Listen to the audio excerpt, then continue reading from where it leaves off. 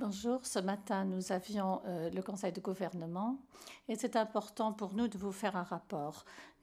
La situation à Luxembourg est toujours très sérieuse, elle reste. Il est d'autant plus important que les gens se tiennent aux règles fondamentales. À Luxembourg, l'économie est au ralenti et en général, les restrictions sont respectées. Et je vous remercie à toutes et à tous pour ceci. C'est pour tout le monde, pas seulement pour vous, mais pour les autres. Le chiffre des infectés, donc les personnes qui ont été testées de manière positive, est de 1333, donc une progression de plus de 200 personnes. Ce chiffre n'est pas déterminant parce que le chiffre des personnes testées a varié sur les dernières semaines. La question plus importante est comment est l'évolution des personnes qui doivent être traitées et qui ont des symptômes forts et qui doivent être hospitalisées. Et ce chiffre-là monte fortement pour le moment. Les différents centres de soins avancés sont fortement sollicités. Et aussi, dans les hôpitaux, il y a de plus en plus de personnes qui sont hospitalisées. Nous sommes préparés et nous continuons à nous préparer. C'est toujours très, très important que la propagation de ce virus soit freinée et que le moins de personnes possibles soient contaminées, surtout les personnes qui ont une certaine vulnérabilité. Donc nous appelons encore à la solidarité et au bon sens. Ce matin, comme déjà dit, nous avions un conseil de gouvernement exceptionnel et nous nous sommes concentrés sur la lutte contre le coronavirus et un certain nombre de nouvelles mesures ont été prises que je vais vous présenter maintenant. Ceci concerne notamment notre économie et la question de savoir comment nous allons maîtriser cette période en tant que pays, société, économie. Pour le moment, Luxembourg a une économie très performante et ces dernières années, nous avons réussi à avoir des finances d'État très fortes, ce qui nous aide fortement aujourd'hui. Nous sommes capables, dans les semaines, mois et peut-être années à venir, de soutenir notre économie, de la renforcer et de la relancer. Et c'est ce que nous faisons. Je l'ai dit et je le souligne encore, pour surmonter cette crise, ça coûte ce que ça va coûter. Ce matin, nous avons décidé des mesures, des aides et des garanties pour un montant total de 9 milliards d'euros, un chiffre énorme. C'est nécessaire, c'est utile, c'est approprié et c'est justifié. Une mesure importante et centrale que nous avons à Luxembourg et que nous avons créée ici, et c'est la mesure du chômage partiel. Un outil qui, au passé, a été uniquement limité à certains secteurs, mais qui se rapporte maintenant à l'ensemble de l'économie. Ceci permet que l'État va se prendre en charge 80% des salaires des entreprises et commerces affectés. Il y a eu plus de 4600 demandes d'entreprises par la poste et 3700 demandes par email.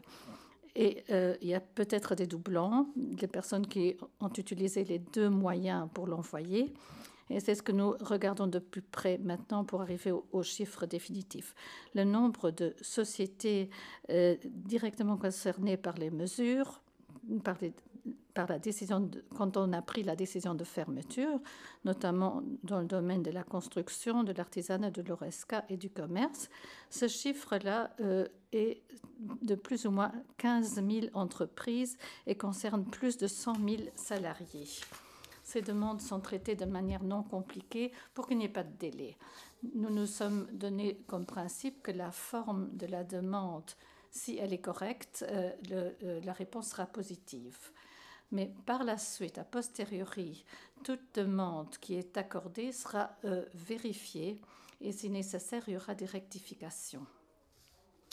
Mais pour le moment, pendant la crise, nous n'allons pas nous faire bloquer par la bureaucratie. Ce matin, nous avons prévu une enveloppe de 500 millions d'euros par mois pour le volet chômage partiel.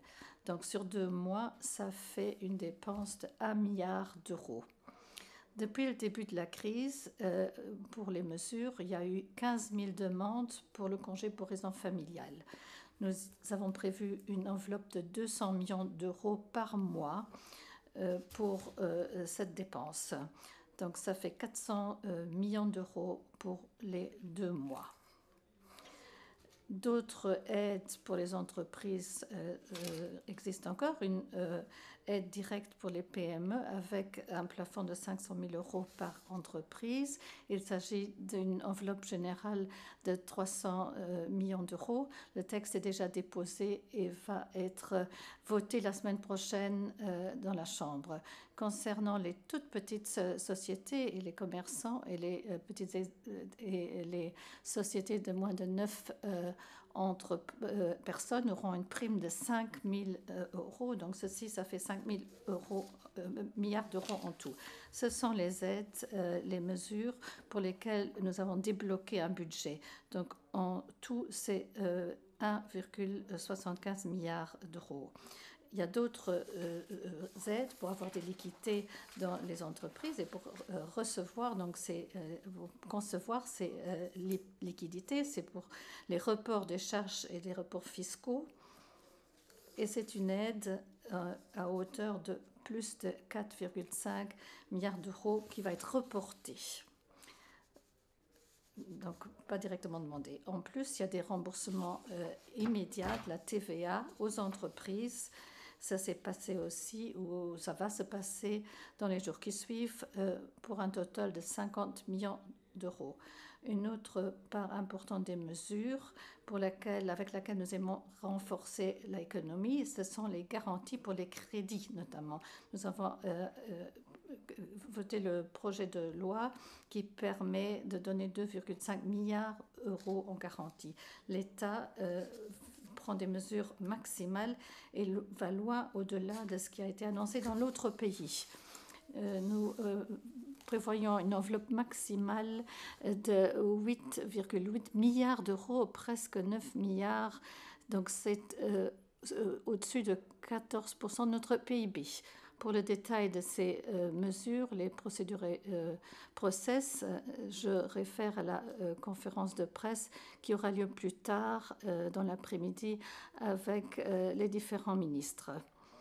Concernant les coûts, il faut considérer ce que nous avons déjà investi en personnel, en matériel et en infrastructure.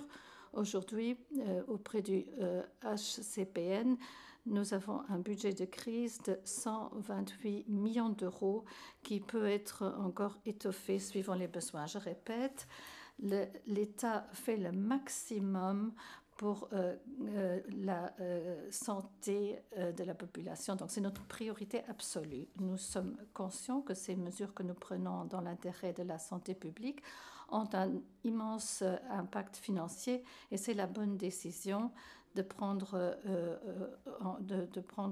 en compte ces coûts parce qu'il s'agit de vie.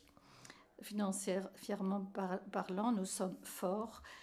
Nous pouvons également éponger une partie de cet effort par de nouvelles dettes. Nous avons une économie forte et nos finances sont fortes.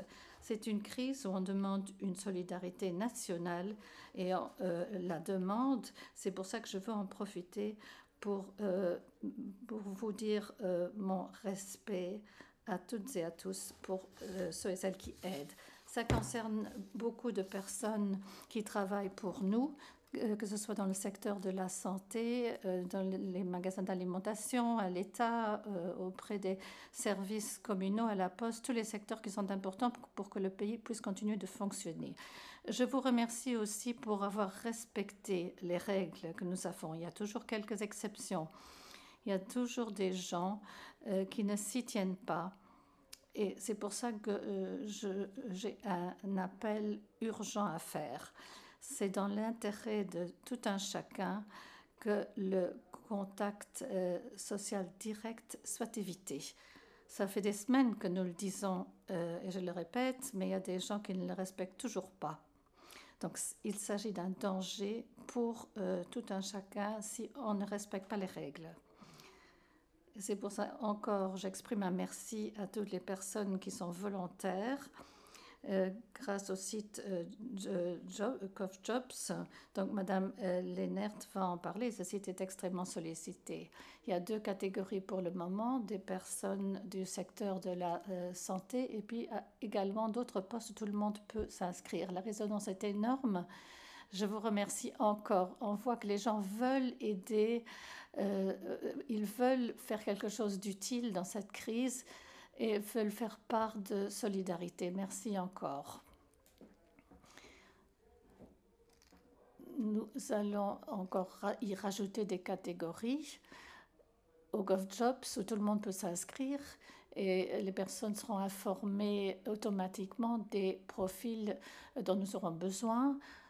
Parce que peut-être que ce que nous n'utilisons pas aujourd'hui aura de l'importance demain. Donc c'est important d'avoir des profils auxquels on peut recourir et faire alors un email à ces personnes et dire voilà, on cherche tel et tel profil. Donc pour les gens qui veulent aider, allez régulièrement sur GovJobs pour vous renseigner sur les vacances de poste, c'est utile.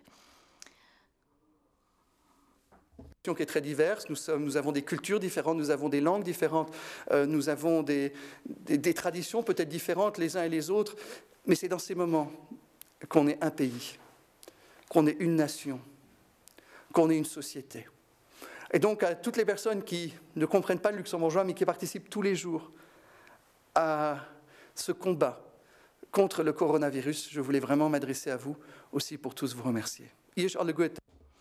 À vous toutes et tous, merci de votre attention et restez chez vous tant que possible, Madame Lehnert. Merci, je vais commencer par faire le point de la situation.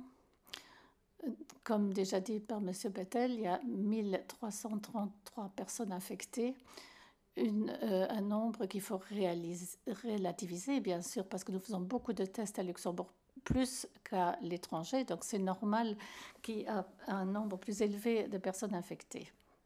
Ce qui est déterminant et ce qu'on doit suivre plus en détail, ce sont le nombre d'hospitalisations. Donc aujourd'hui, à 11h30, nous avions 143 hospitalisations, dont 21 personnes en soins intensifs, dont 6 personnes qui sont les personnes que nous avons reprises de Mulhouse et qui ont trouvé une place chez nous. Donc un 7e patient va arriver dans le courant de l'après-midi.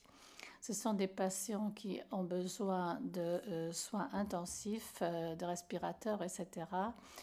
Et nous sommes heureux d'avoir été dans une situation qui nous a permis de donner de l'aide puisque nous avions des lits disponibles.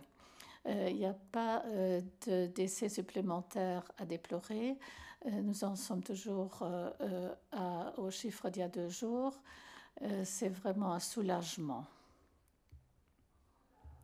En général, nous progressons bien dans l'organisation. Nos services sont prêts. Les centres de soins sont de mieux en mieux équipés.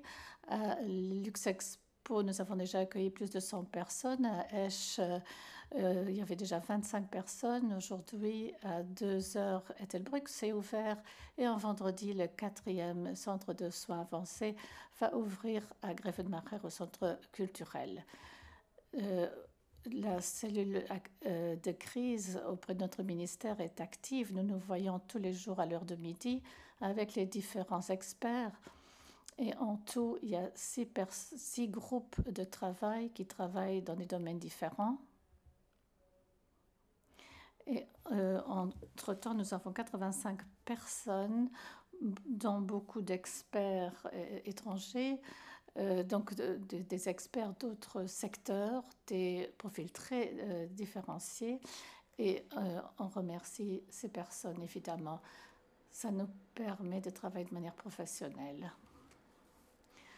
Quant au centre de soins avancés, je ne vais pas aborder ce sujet en détail. Nous allons faire un briefing plus particulier demain avec certains experts. Et là, on va donc voir en détail le fonctionnement. Il y aura certainement beaucoup de questions. Nous avons prévu ceci pour demain parce que les gens sont très occupés aujourd'hui avec les centres d'intervention. Donc demain, on pourra insister sur les détails. Je voulais juste profiter de l'occasion pour dire que ça a été vraiment très rapidement mis en place. Merci aux personnes qui y ont contribué et qui sont actifs. Ce sont 75 personnes qui sont actives sur le terrain, tous des volontaires, je veux le souligner, tant les médecins que les infirmières, les personnes des laboratoires, les personnes administratives.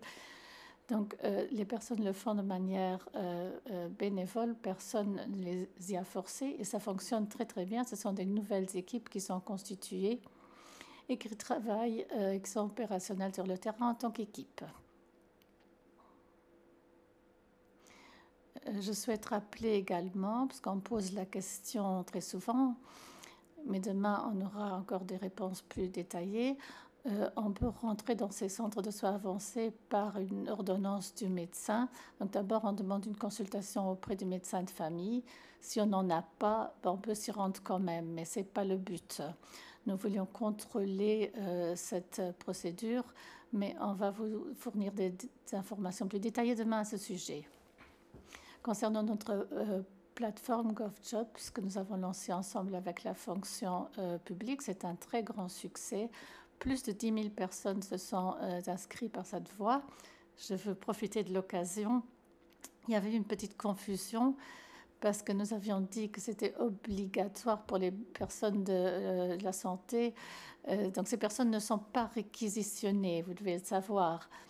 Le but est vraiment d'avoir le plus vite possible un listing actuel qui comprend les adresses correctes pour le cas où, s'il y a une urgence, on doit pouvoir recourir à ces personnes. Ça ne veut pas dire que les personnes sont utilisées tout de suite, c'est un recensement du personnel. Et dans ce sens, nous voulons donc structurer des listes complètes parce que sur le GovJobs, on trouve les différents profils qui sont recherchés. Donc nous anticipons des utilisations, si bien que les personnes peuvent déjà se positionner maintenant et quand ce sera nécessaire, on pourra s'en servir. Donc c'est pour ça qu'on avait mis un deadline, donc un délai pour qu'on puisse utiliser ces personnes. Mais ça ne veut pas dire que par leur inscription, les personnes sont réquisitionnées. Donc ça a été clarifié entre-temps. Dans la rubrique du personnel soignant, les personnes diplômées, nous avons 8100 personnes qui se sont inscrites. Et pour l'autre rubrique, nous avons 2400 personnes inscrites. Et le Premier ministre l'a déjà dit, il y aura une troisième catégorie parce que nous avons une demande de personnes qui ne s'y retrouvent pas dans ces deux profils. Nous avons aussi une rubrique pour des personnes qui ont un intérêt potentiel pour collaborer avec nous. Et nous leur demandons de jeter un coup d'œil sur le site tous les jours pour voir si, au cas où il y aura un poste qui correspond à leur profil, qu'ils puissent nous contacter, qu'ils puissent mettre en avant leur profil. Qu'est-ce qu'on va pas faire de ces listings? Nous sommes en train de les classer. Nous nous proposons différents scénarios donc pour savoir au cas où à qui on pourrait recourir. Donc nous travaillons très étroitement avec les médecins. Nous avions des réunions hier où nous sommes échangés. Nous avons essayé de trouver des modèles, comment s'organiser. Nous avons bien progressé dans cette proposition. Donc nous allons encore continuer et je pense que cette semaine, nous pourrons encore donner une information avec plus de détails. C'est un peu tôt aujourd'hui. Mais nous aurons bientôt une réponse claire. En général, pour ce qui est des professions de santé, je veux encore souligner que par les règlements, les activités dans les cabinets libéraux substantiellement réduite. Donc, ça compte pour les médecins, les dentistes, etc. Donc, tout le personnel qui est dans la loi cadre. Donc, les activités doivent être réduites au cas aigu, aux strictes nécessités. Donc, à partir de cette semaine, toute le santé de la santé a basculer dans un nouveau mode de fonctionnement pour passer la crise. Donc tout ce qui doit être assuré le sera. C'est un système qui fonctionne maintenant suivant un modèle différent, donc par le système de garde, etc.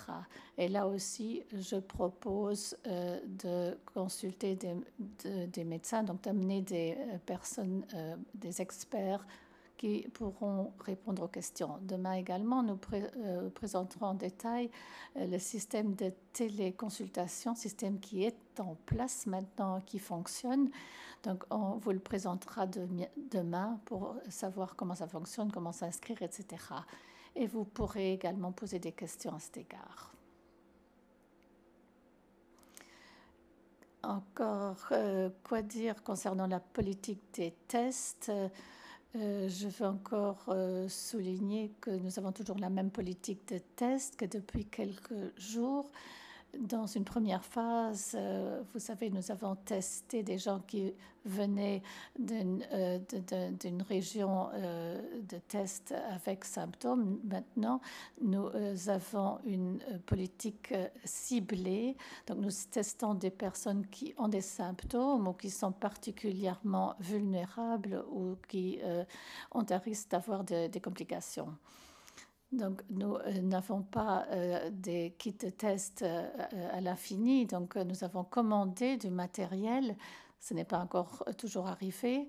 Ce ne sera que quand on sera vraiment sûr qu'on aura les tests à disposition, qu'on passera à un test à plus grande échelle. Parce que pour l'instant, nous avons cette contrainte. Nous voulons utiliser le stock existant de manière efficace et pertinente. Quand nous aurons plus de tests, nous pourrons tester plus de personnes.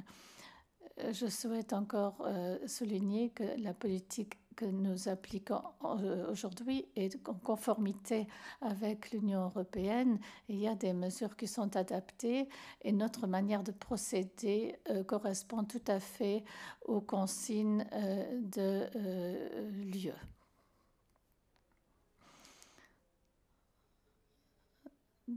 Donc, ce qui est préconisé. Donc, on se pose la question pourquoi on ne teste pas tout le monde. Ce n'est simplement pas utile parce que tester une personne qui n'a pas de symptômes, c'est comme si on jetait le test, ça va être négatif, ça n'est pas très parlant. Donc, ce n'est uniquement quand une personne a des symptômes que le test peut être utile. Donc, ça ne fait pas de sens de tester tout le monde. Beaucoup de gens demandent encore d'être testés de manière préventive, mais ce n'est pas de cette manière que fonctionne le test. Donc, il y a une raison, même si tout le monde ne le comprend pas toujours. C'est pour ça que j'insiste. Nous faisons beaucoup de tests. En tout, 10 000 personnes ont été testées. C'est beaucoup plus qu'à l'étranger.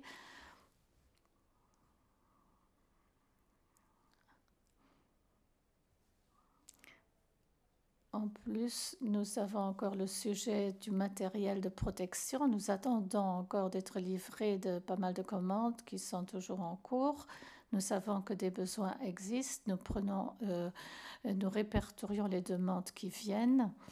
Nous avons une liste de priorités très claire selon laquelle nous allons distribuer le matériel. Nous avons eu différentes commandes qui ont été livrées, mais les très grosses commandes ne sont pas encore arrivées.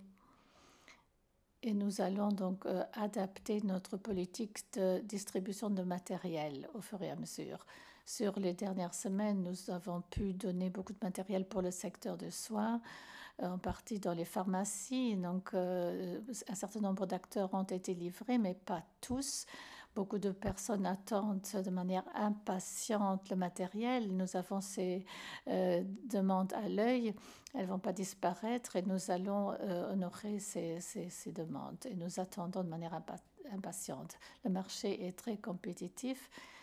Il est difficile de faire une déclaration fixe. Donc, je vais vraiment vous le dire quand le matériel sera sur place, sera testé et qu'on aura la certitude que c'est bien le matériel qu'on a commandé. En attendant, cette politique de distribution va aller en direction du personnel de soins, des cliniques, hôpitaux, etc., les personnes qui sont en contact direct avec les personnes vulnérables ou les patients.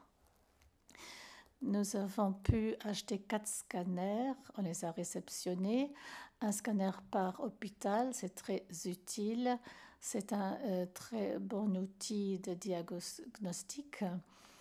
C'est efficace quand on regarde par les images du scanner, si on regarde dans les poumons s'il y a le virus. Donc c'est très bien que ces scanners vont bientôt être opérationnels.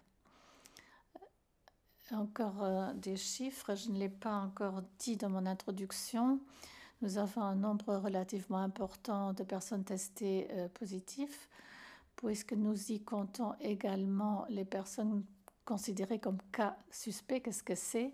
Les cas qui n'ont pas été testés positifs par un test, mais qui sont des personnes qui ont le corona parce qu'il y a des indices clairs.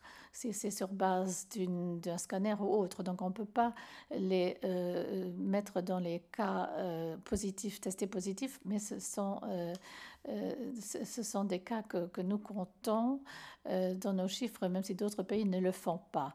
C'est pour ça que le chiffre a augmenté relativement rapidement, parce que nous avons donc également inclus cette catégorie de personnes. En fait, c'est pratiquement tout ce que je voulais dire.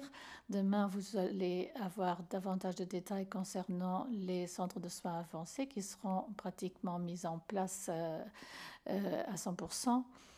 Donc, on va aussi vous donner des détails sur la l'e-consultation qui sera opérationnelle à l'avenir. Et pour terminer, je vais vous dire que Luxembourg va participer à l'étude Discovery. C'est une étude française à niveau, donc faite par un institut français, étude clinique autour de 4 médicaments qui peuvent être efficaces contre le corona. Donc, il y aura en tout 7 personnes qui vont participer dans le Luxembourg et je suis très content que nos patients pourront donc profiter de ces médicaments. Donc là aussi, on va en parler demain, grâce aux experts qui pourront donner une vue complète de ça. Merci d'avance. Je vais commencer par les questions. Première question de Contacto. Et 8 autres dirigeants européens signent aujourd'hui une lettre au président du Conseil européen appelant à la mise en place d'un instrument européen commun d'émission de dette pour faire face à la crise provoquée par le Covid-19. Pensez-vous que cette mesure sera soutenue par les autres États membres? Il s'agit ici de solidarité. Comme je l'ai déjà dit avant, il est bien possible qu'il va falloir contracter un emprunt en tant que pays. Et donc on aura des bons taux. Nous savons que différents pays de l'Union européenne ont des ratings moins bons. Et donc, pour emprunter de l'argent, ils devront payer plus d'intérêts. Donc, pour nous, il est important, comme Union européenne, de reprendre la responsabilité pour faire quelque chose en commun. C'est quelque chose concerne la solidarité. Si demain, par exemple, l'Allemagne demande de l'argent ou si le Luxembourg veut de l'argent, alors après, l'Italie n'aura plus d'argent. Donc, je ne veux pas être responsable du fait qu'en Italie, il n'y aura plus les moyens nécessaires parce qu'on regarde la situation nationale et pas les autres pays. Donc c'est pour ça, pour moi, c'est une question de solidarité. Même sur les marchés des capitaux, il faut recevoir des fonds et que ça doit être ouvert à tout le monde. C'est une histoire de communautarisation et de solidarité. Et c'est pour ça qu'on a décidé de signer cette lettre. Autre question de contact. Migrants ayant travaillé de manière précaire et n'ayant pas droit à des allocations de chômage ou à tout autre type de soutien sont parvenus au journal Contacto. Pensez-vous créer un soutien pour cette population? Je ne sais pas du tout. Ceci, ce sont des cas séparés. Il faut les traiter au cas par cas. Je ne sais pas quelle est leur situation. Soit ils sont à l'ADEME, ils ont droit au chômage, ou alors ils ne l'ont pas, mais je ne peux pas inventer ceci. C'est une question trop spécifique. Une maison moderne Une question de maison moderne. N'était pas totalement respectée. Pourrait-elle être renforcée ou bien les sanctions qui y sont liées? Ces derniers jours, la police sort beaucoup. Quelques 200 contrôles sont faits par jour. Quelques 40 avertissements taxés sont faits par jour. Donc, il y a une réalité qui a des problèmes encore. Il y a une dizaine d'entreprises où il y a eu des constats. Par exemple, une pâtisserie qui a son salon de consommation d'ouvert. Ou alors des personnes des cafés par exemple, qui exploitaient leur terrasse. L'appel est que nous devons tous agir de manière responsable, chacun d'entre nous. Et une société qui reste ouverte, nous avons prévu des sanctions. Et à l'heure qu'on est, il faut utiliser la discipline, le bon sens et le respect des règles. Donc, la ministre de Santé nous a dit également qu'elle va nous tenir au courant et nous ne pouvons rien exclure. Si on décide que les gens ne se tiennent pas aux mesures, il va falloir prendre de nouvelles mesures. Mais nous espérons que tout le monde comprend qu'on est tous une partie du problème si on ne se tient pas aux règles. Donc, le mot d'ordre, c'est vraiment ceci. Donc, les sanctions sont relativement importantes pour les personnes qui ne comprennent pas, mais nous avons tout de suite une sanction par l'avertissement taxé, parce qu'apparemment certaines personnes ne veulent pas comprendre. Mais utilisons tous le bon sens. Je ne veux pas vraiment parler d'une personne plutôt que d'une autre. Chacun peut être porteur du virus, et alors on fait partie du problème, et c'est vrai pour tout le monde. Il n'y a pas d'âge pour être porteur. Chacun est un facteur pour propager le virus. Une question du Letzebuerland pour la ministre Mme Lehnert. En Angleterre, il y a des directives éthiques qui ont été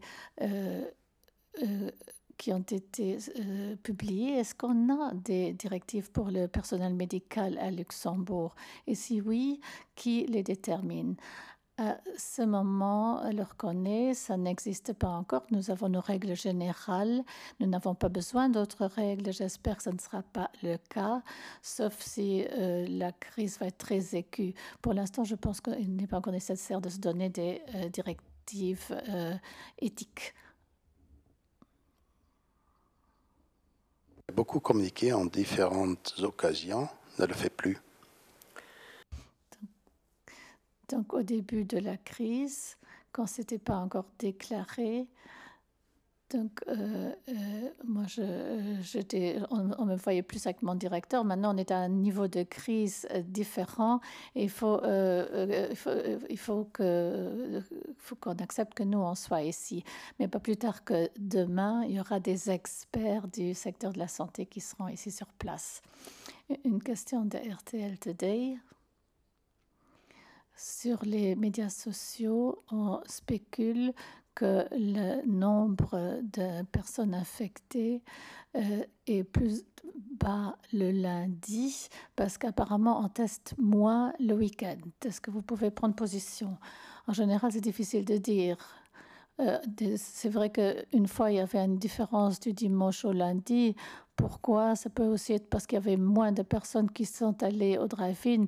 Mais pour généraliser, je pense que c'est un peu prématuré de prétendre ça après une expérience d'un week-end. Question du Luxembourg-Avort. Le matériel qui doit venir de Chine, est-ce que ce matériel est venu? une petite partie, mais pas la majeure partie. Autre question de Luxembourg-Fort.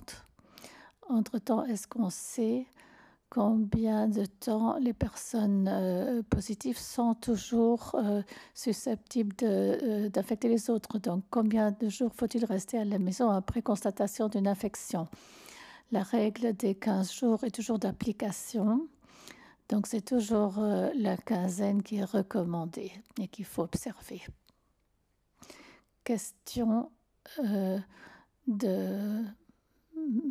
pour Madame Lehnert du magazine.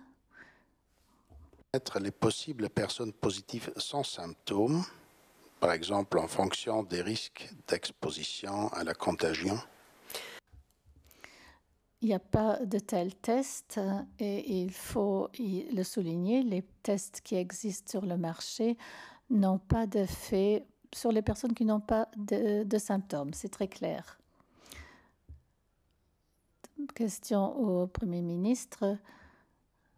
Place, à part le chômage, pour les privés en difficulté qui ne seront plus, par exemple, dans les conditions de payer un loyer ou de payer un prêt?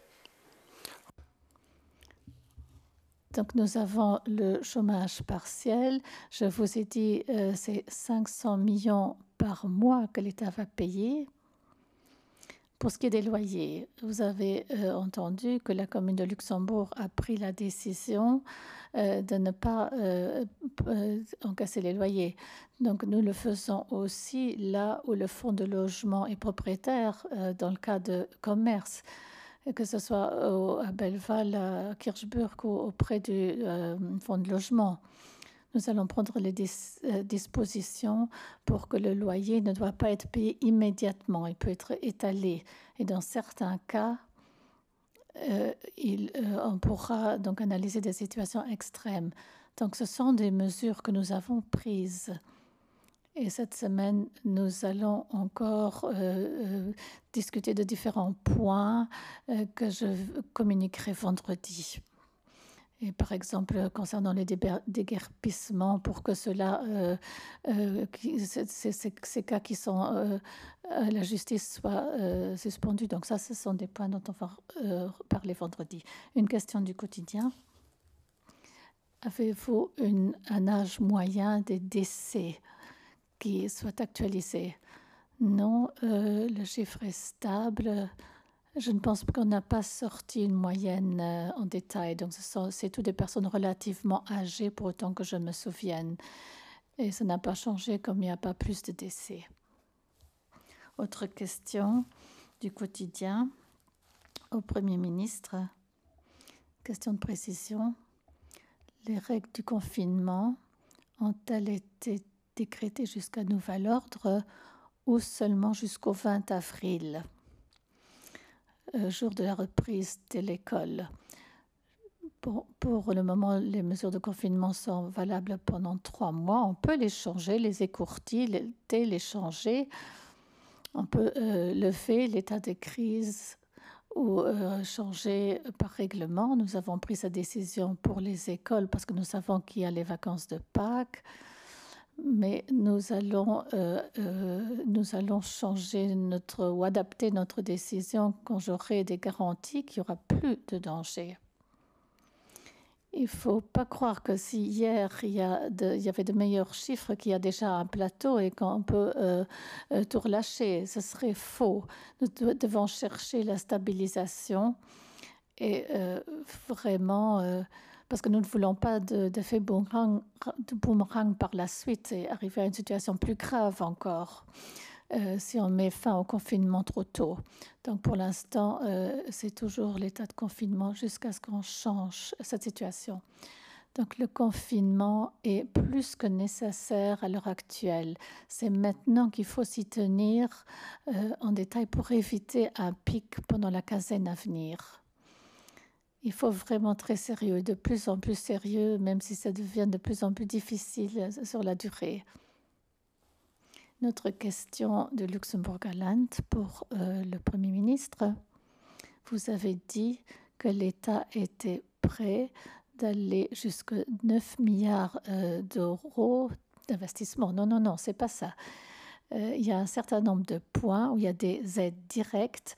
Il y a d'autres points où on va recevoir de l'argent qu'on devait recevoir maintenant par la TVA, par exemple, où on laisse un délai. Il y a des prêts, donc il y a une série de points. Ce n'est pas qu'on investisse 8 milliards de dollars ou 9 milliards de dollars maintenant.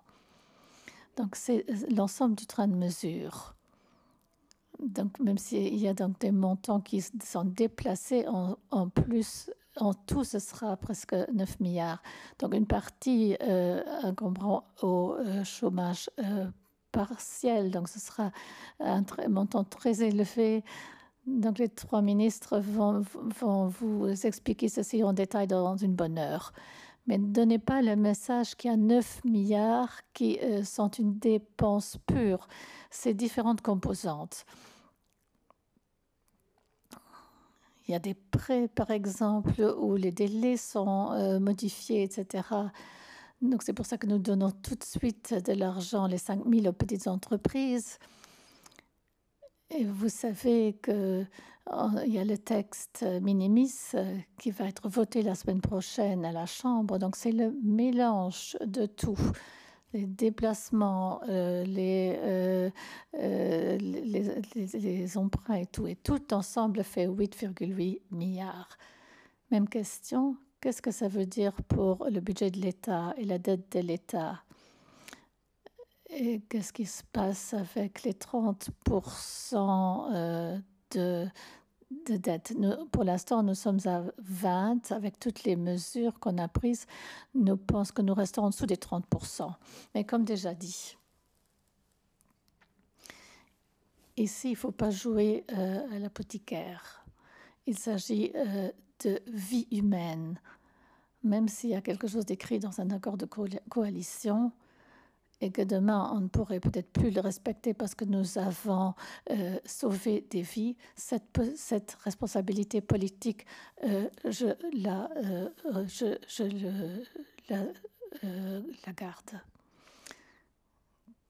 Donc, les hôpitaux luxembourgeois, au niveau des urgences, nous avons quelques 130 lits, je pense. On pourra vous donner le détail également demain. Le détail par hôpital.